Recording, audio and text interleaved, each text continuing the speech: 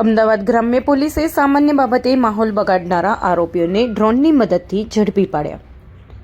અમદાવાદ ગ્રામ્ય કલાણા ગામમાં નજીવી બાબતે થયેલી તકરારે હિંસક સ્વરૂપ ધારણ કરતા સમગ્ર પંથકમાં ચકચાર મચી ગઈ હતી. 2 દિવસ પહેલા બે જૂથો વચ્ચે થયેલા ભયંકર પથ્થરમારાની ઘટના બાદ ગ્રામ્ય પોલીસે સમય સૂચકતા વાપરી કડક કાર્યવાહી હાથ ધરી 62 આરોપીઓને ઝડપી પાડ્યા હતા. ગ્રામ્ય એસપી ઓમપ્રકાશ જાટે જણાવ્યું કે પોલીસે સતત 2 દિવસના બંદોબસ્ત બાદ ડ્રોનની મદદથી 25 લોકોની ધરપકડ કરી છે. હાલમાં ગામમાં એકદમ શાંતિનો માહોલ છે. હજુ પણ ગામમાં ચુસ્ત પોલીસ બંદોબસ્ત ગોઠવીને એક ઘરની તપાસ કરવામાં આવી રહી છે.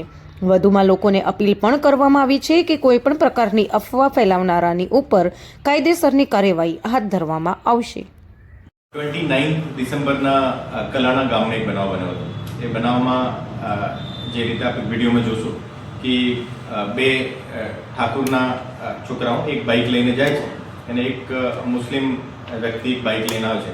એ બંનેને વચ્ચે જો આપસમાં તું મારે સામે કેમ જોવે છે આ રીતે એક કન્વર્સેશન થાય और એને પછી કે તમને હું ત્યાં મળશું જોઈએ, જાપા ઉપર મળશું જોઈએ, આ રીતે એનો કન્વર્સેશન થાય. એના આધારે વિડીયો જે છે એ પોતપોતાના ગ્રુપમાં મોકલ્યો હતો और એને પછી જો એના બંનેના મિત્ર એક જગ્યાએ ભેગા થયા और એને કારણે પથ્થરમારો થયો હતો. और આ પથ્થરમારા પછી તાત્કાલિક પોલીસ ત્યાં પહોંચી ગઈ और અત્યાર સુધી લગભગ 62 લોકોને અમે ડિટેન કર્યા હતા और એની ક્વેશ્ચનિંગ કરીને ટોટલ 25 લોકો અત્યારે જે ધોરણેસર અટક કરવામાં આવેલા છે એન્ડ રિમેનિંગ જે એક્યુઝ છે એને એની શોધખોળ અત્યારે ચાલુ છે.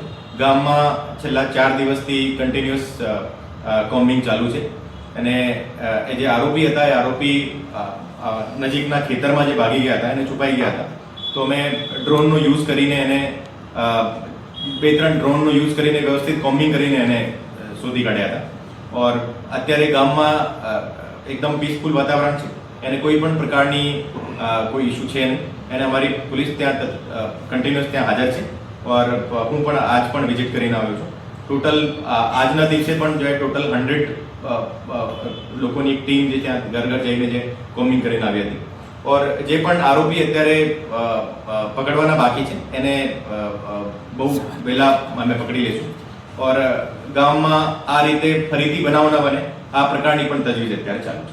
સાહેબ આ માહોલ વચ્ચે અફવાનો દોર પણ શરૂ થયો છે.